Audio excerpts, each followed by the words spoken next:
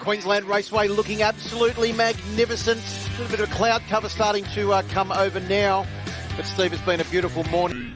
We've already seen two champions crowned.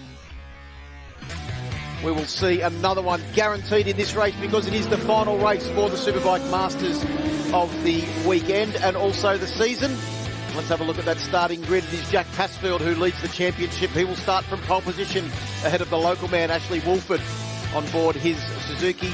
And also Murray Clark, another local Queenslander, will round out the front row of the grid. Yeah, Brad Phelan on his Yamaha R6 starts row 2 with Matthew Robbins and Phil Bevan rounding out that row. Can't wait to see them get out on track. You know that I love these bikes. Definitely a lot of power. Not as much power as that Jet, Phil, but definitely a lot of horsepower on track at the moment. Yeah, well, the Jet's got 4 engines, Steve. These bikes have only got 1. As they make their way down to the field, I dare say there's probably a little bit more technology in that Jet than the Superbike Masters machines as well. No electronics, just raw power and rider skill are going to get these bikes around the circuit. And Passfield, a 1:13.455 in qualifying. That's an impressive lap time. Yeah, well, if you remember a race earlier on, he did got into the 12, so he's just getting quicker and quicker and quicker as the weekend goes on.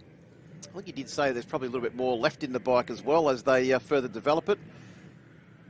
You pointed out was a brand new bike at the beginning of this weekend, the one that he's been riding. But we're ready to go racing now for the final time this weekend for the Superbike Masters. Championship on the line.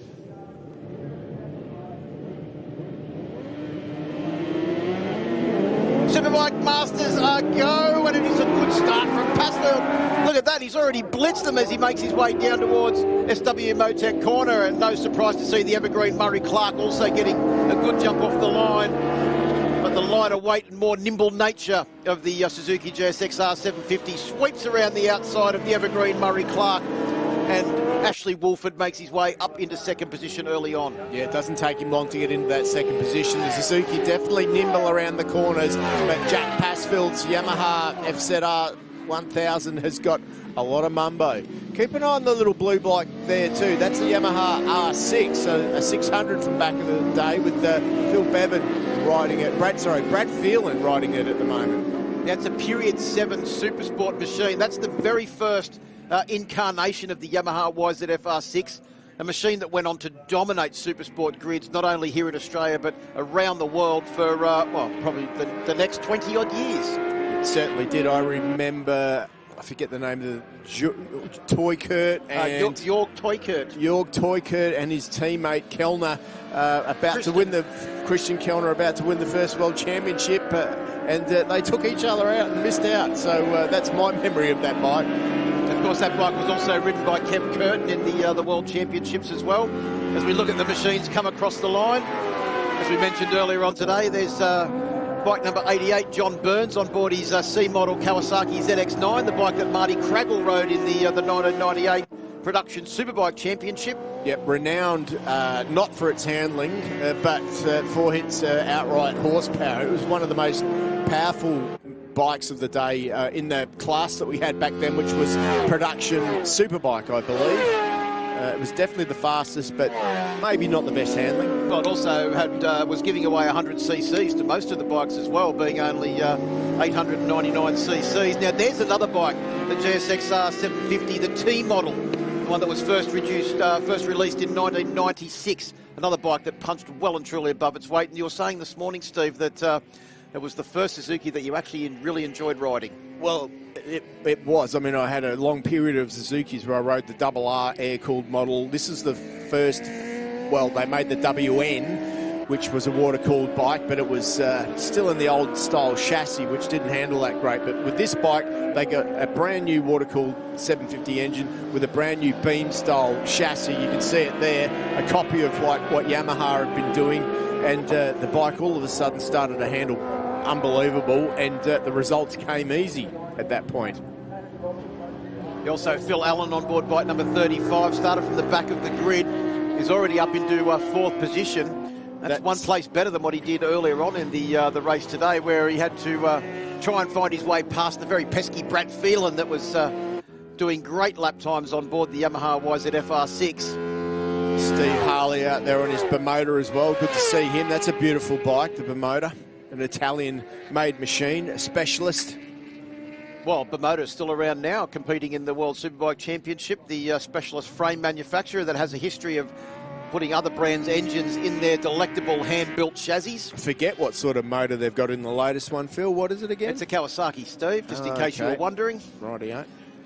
No Kawasaki engine in that machine there. That's the Yamaha FZR 1000, the forerunner to the current model YZFs. 13.1, 1 minute 13.1. You want to put that's like 5 seconds a lap slower than what Crew Halliday was doing on his 30-year newer superbike. So pretty impressive times for these old bikes. And Murray Clark doing a good job on board the big heavy JSXR 1100. Like, Murray is quite a very tall man, so you can see how big that bike is, because it just looks like a regular machine with, what would Murray Clark be, 6'2"? Something like that. It's a beautifully prepared bike, though. We went down and had a look at it in the pits. I think you were with me, and it's just such a beautifully prepared bike. He must spend every night in the shed working on it, I would say, polishing every nut and bolt, but he knows how to ride it as well. Well, he's been riding that bike for a considerable amount of time. Of course, a long-time superbike campaigner in the Australian Superbike Championship was Murray Clark. Phil Allen has really upped the game. He's moved himself he's had to start from the back of the grid. He's moved himself up into that 4th position now. So Phil Allen on the booming 851 Ducati, which he has owned all the way through from when they came out, I might add. And he raced it as a modern bike, and he's now racing it as a classic bike. So, you know, you got to take your hat off to that. Here's a good battle here with the two of the smaller capacity machines in the category. The JSXR 750 and the YZF R6. Doing a good job to hang on to the booming Ducati of Phil Allen. It was also showed a lot of pace at the last round.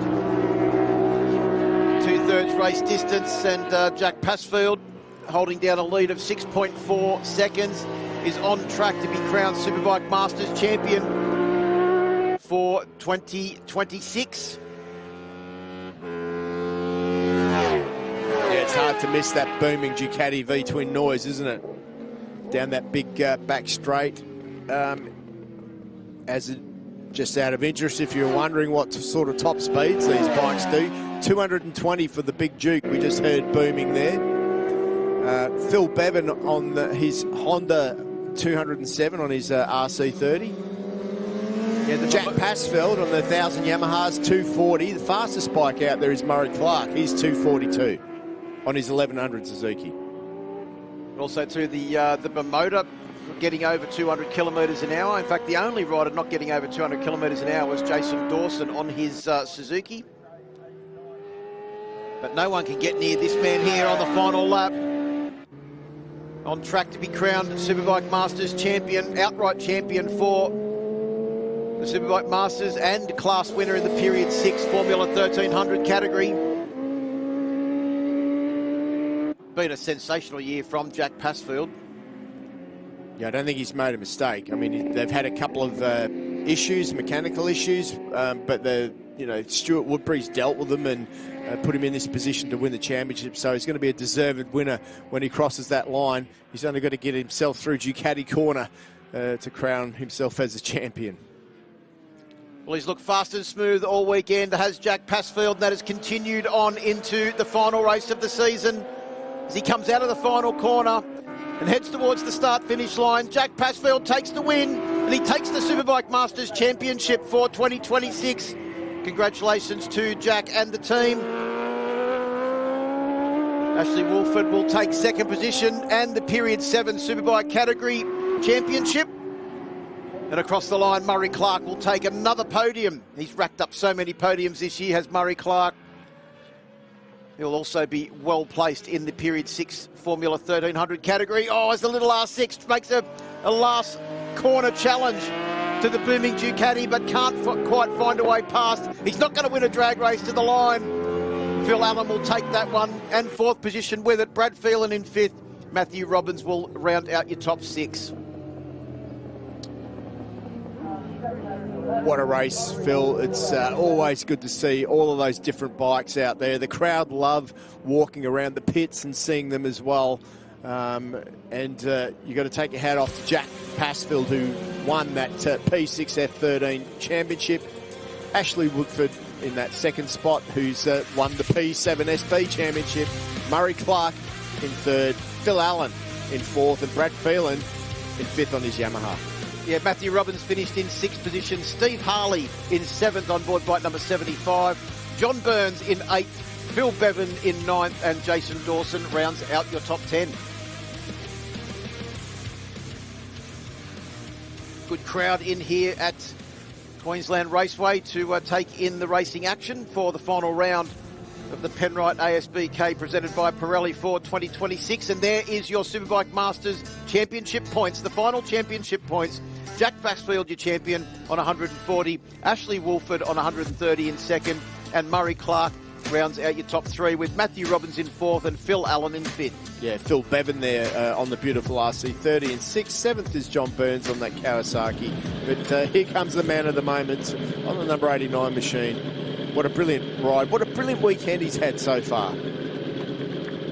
Yeah, class act. Jack Passfield, a long-time campaigner in the Supersport category.